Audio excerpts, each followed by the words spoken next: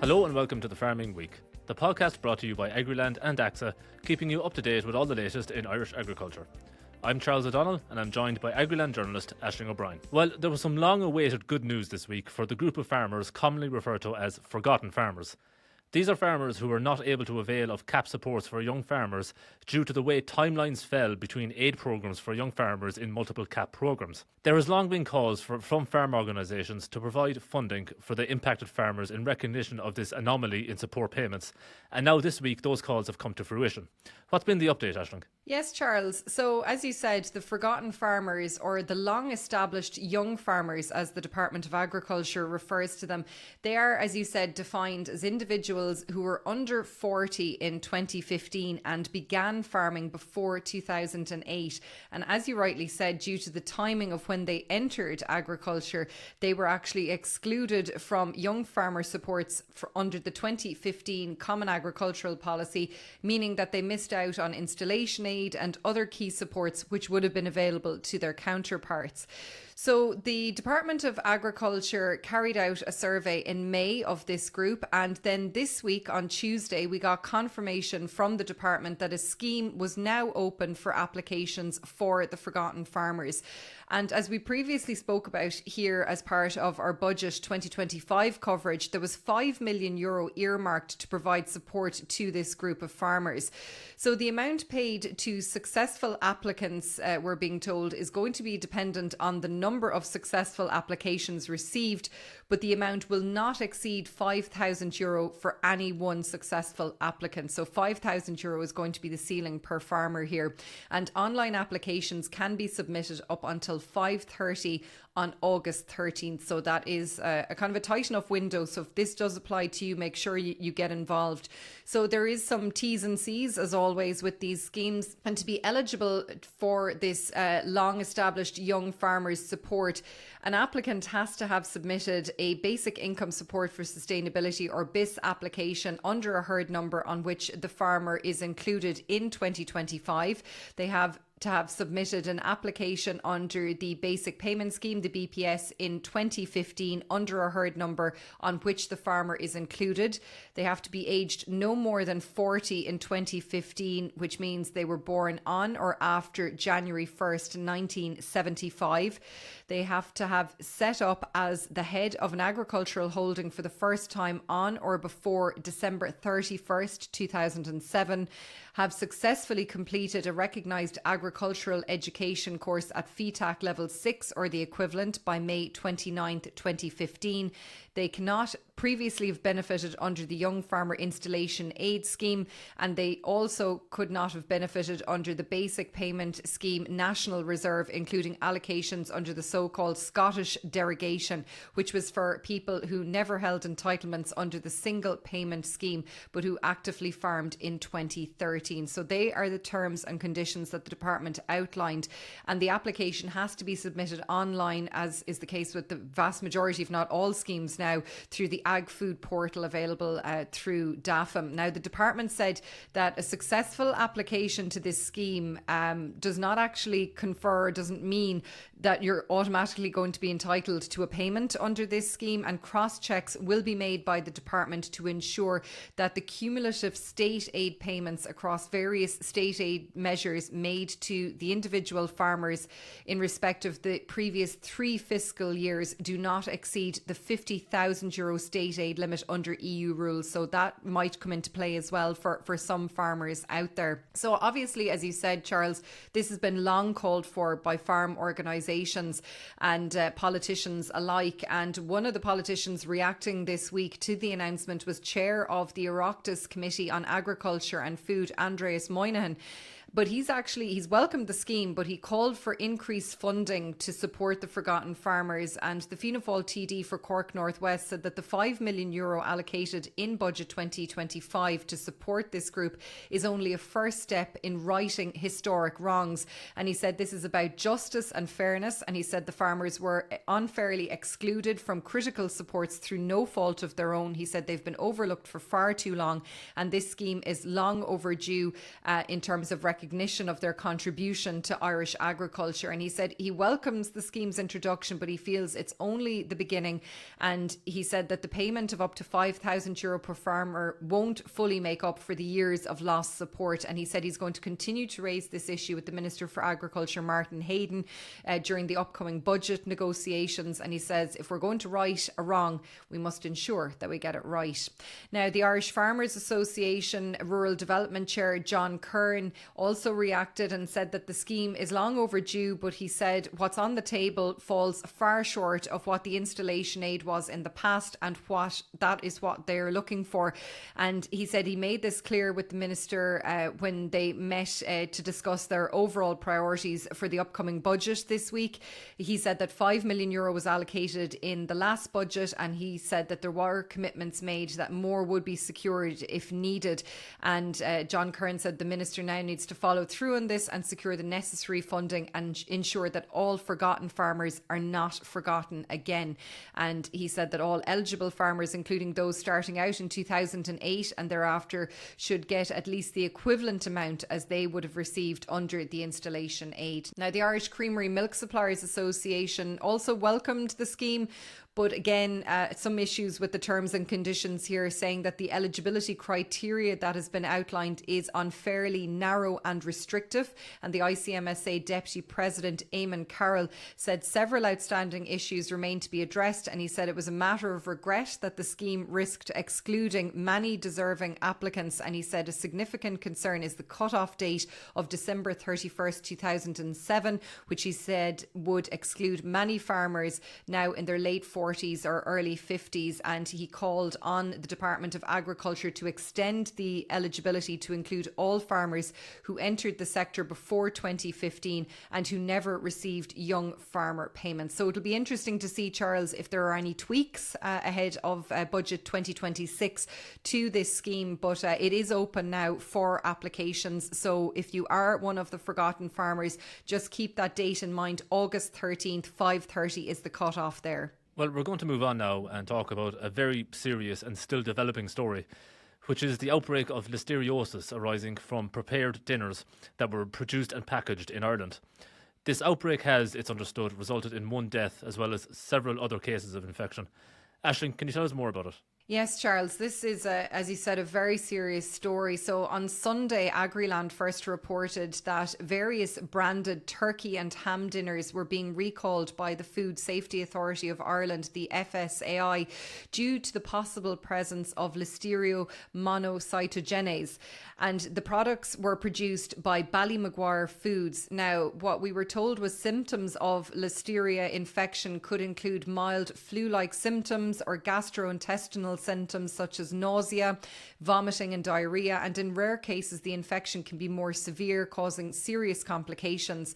And the FSAI noted that some people are more vulnerable to listeria infections, including pregnant women, babies, and people with weakened immune systems, including the elderly.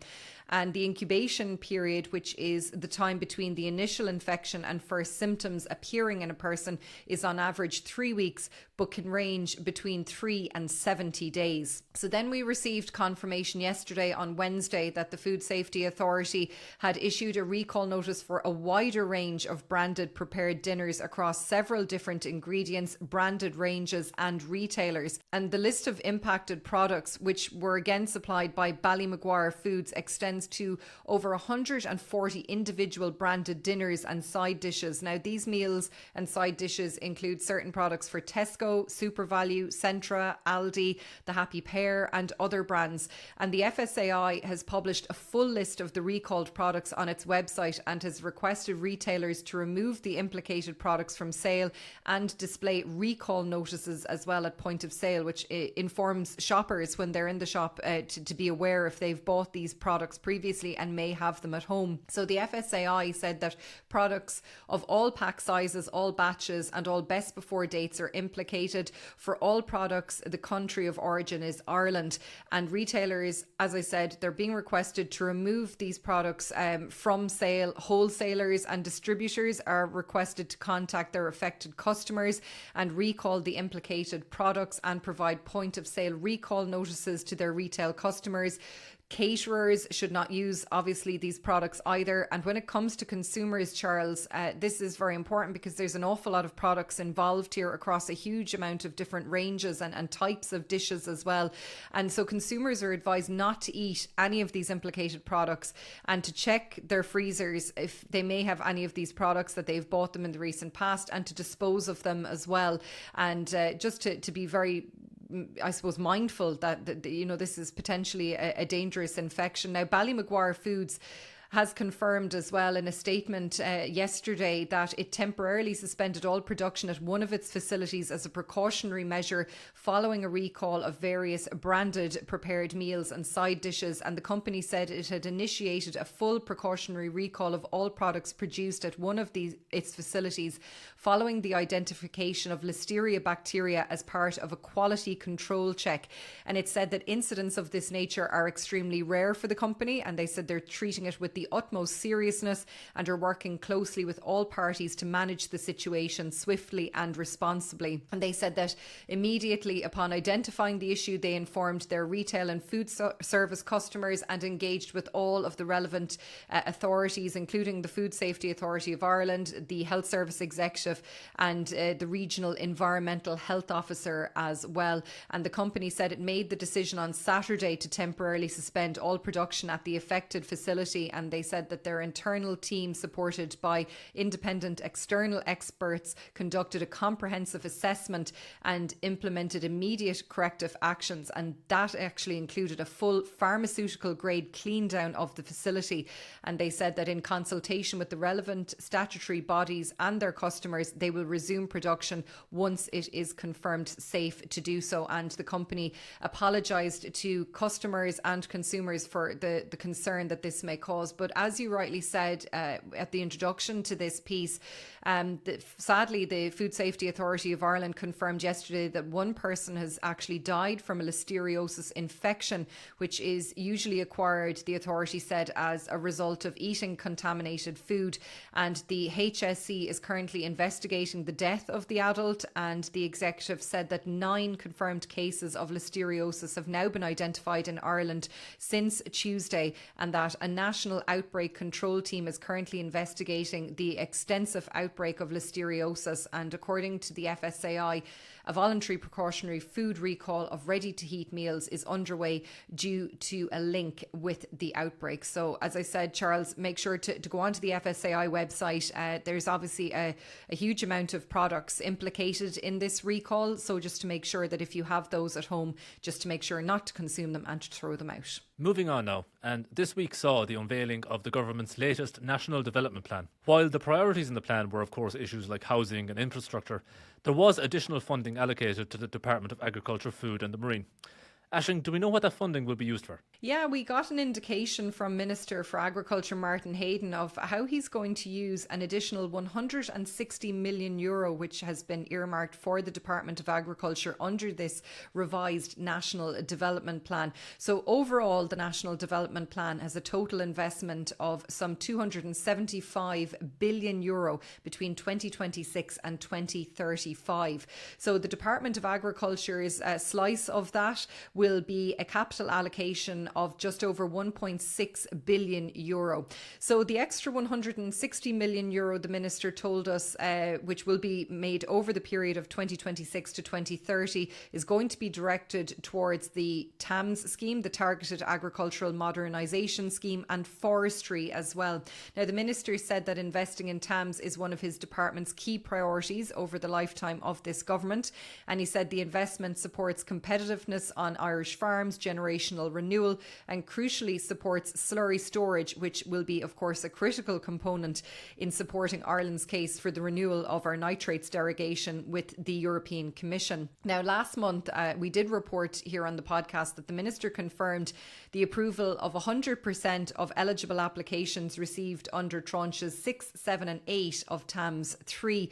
But the Minister did note that TAMS is a demand-led scheme and there was a defined budgetary allocation. And he said at that time that that means that it may be necessary to limit the number of approved applications per tranche.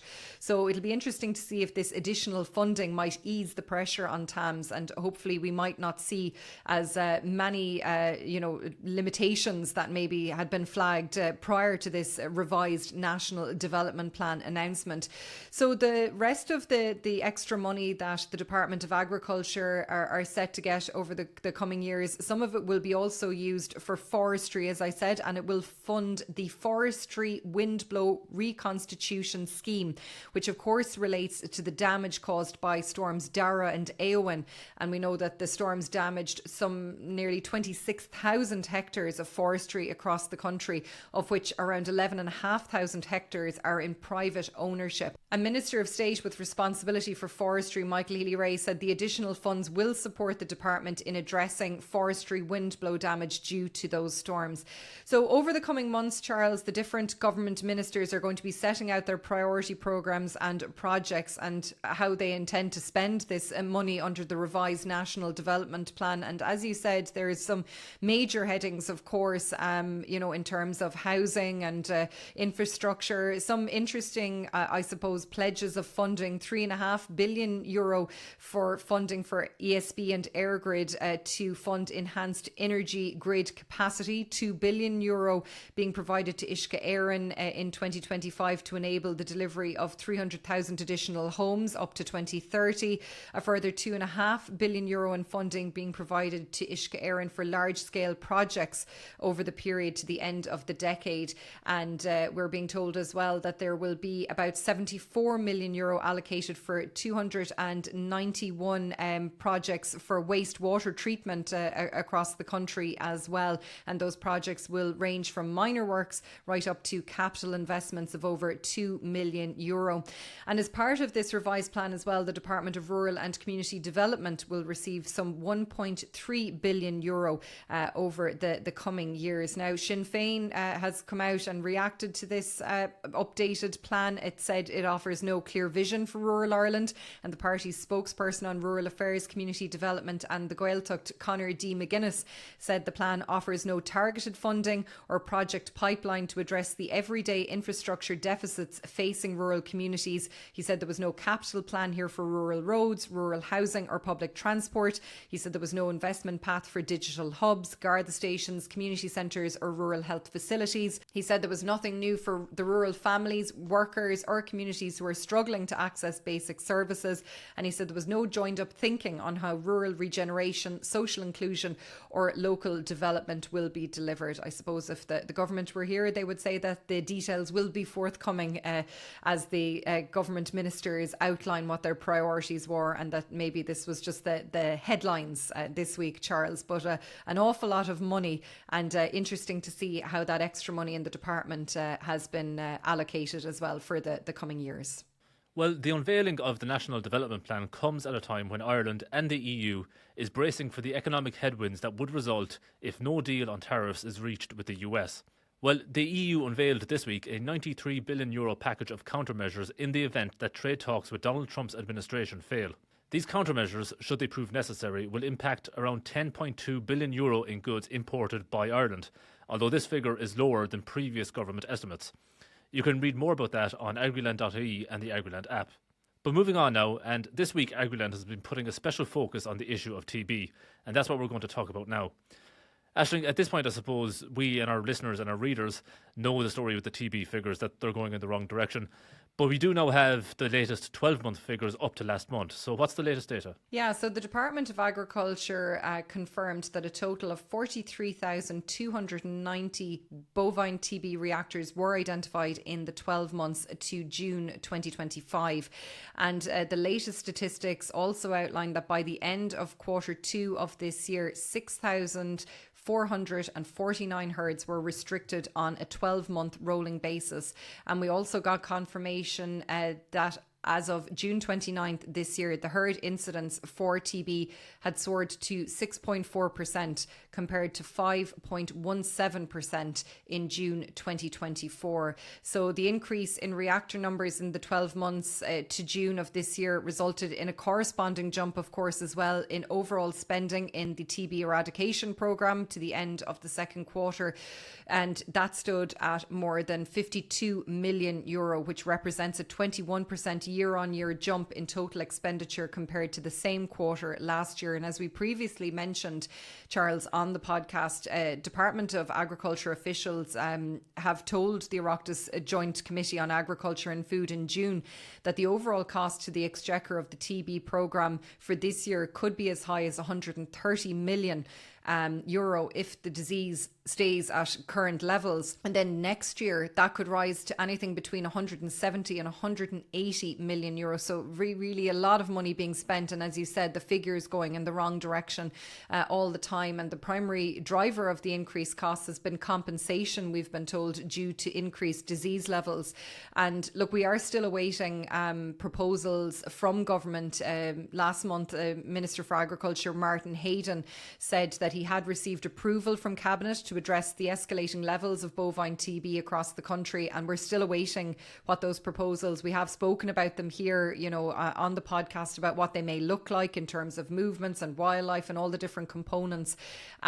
So we're still awaiting that. But as you said, Charles, this week on Agriland, we did have a special focus called Silent Spread, Ireland's TB Battle, and it examined, I suppose, the cost of the disease on a number of levels, both economic and emotional as well, and how this challenge may shape farming into the future and how it may shape government spending. Because when we're looking at spends of well over €100 million a year at the current levels, if we increase testing and detect more reactors, we'll need more compensation. So it's going to cost quite a lot of money to get a handle on this as well. So we also found out over the course of this week how maybe other countries have adopted new policies. We also looked at enhancing genetic resistance to TB, and we spoke to experts who are at the front line of the battle against this disease. And at the start of the week, we visited one Kerry dairy farmer who had lost his entire herd to TB to find out how he was coping after that devastation, and also how he was rebuilding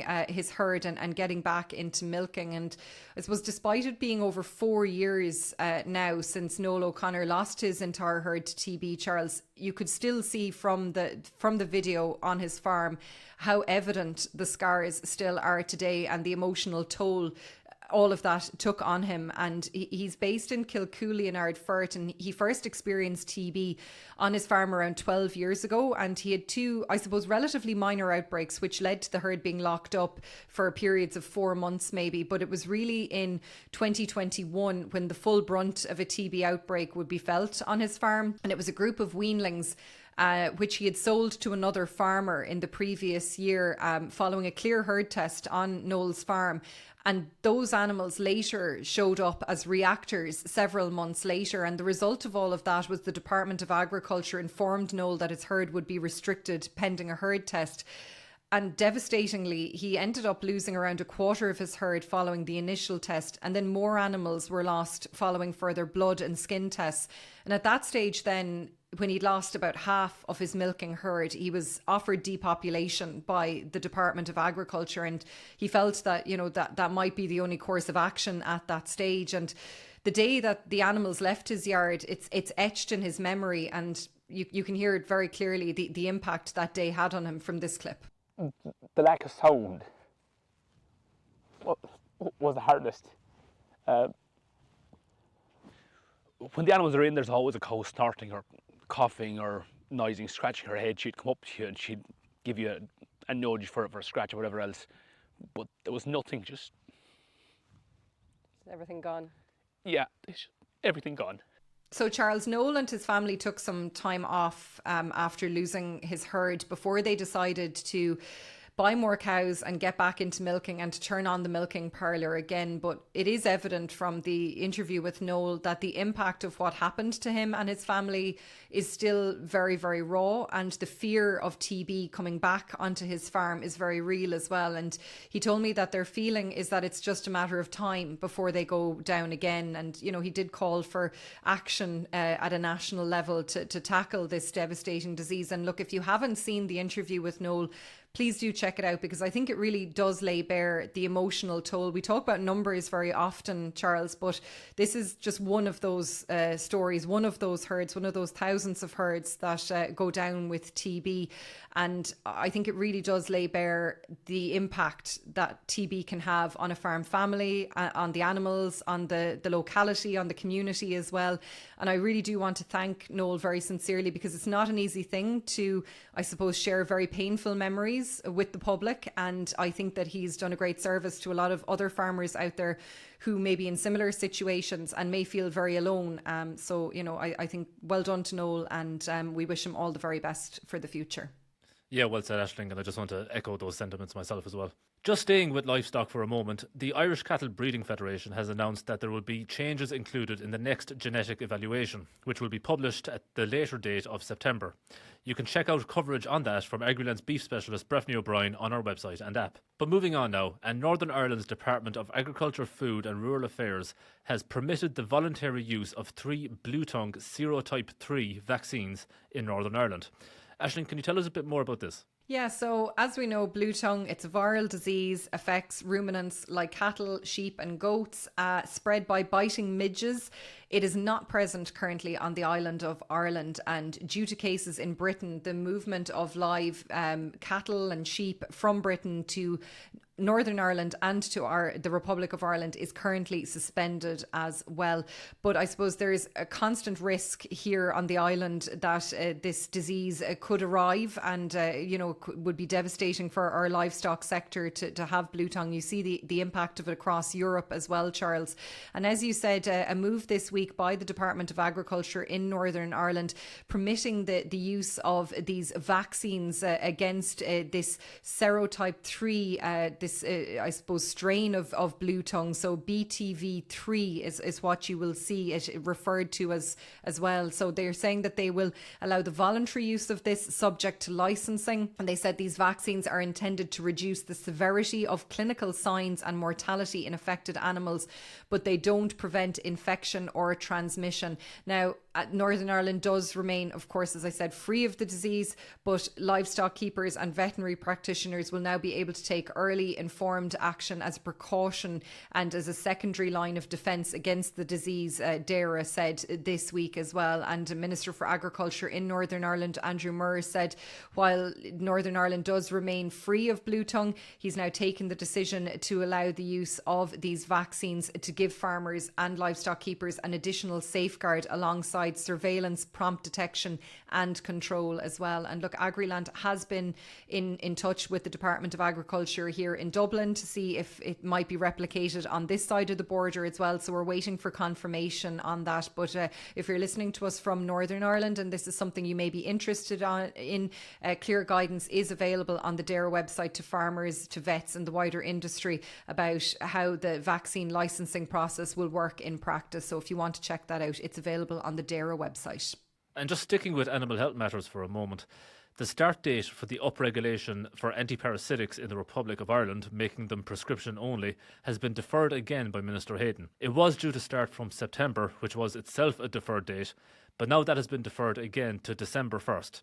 The Minister said this latest extension will be definitive. Now, this week is, of course, the official Farm Safety Week, and to coincide with that, the Minister with responsibility for farm safety, Michael Healy-Rae, has announced an important grant this week, Aisling. Yes, Charles. So Minister Michael Healy-Rae, whose responsibility for farm safety, announced this week that the National Farm Safety Measure was reopening for applications. Now, this measure provides grant aid covering 60% of the eligible cost of up to 4 PTO shaft covers.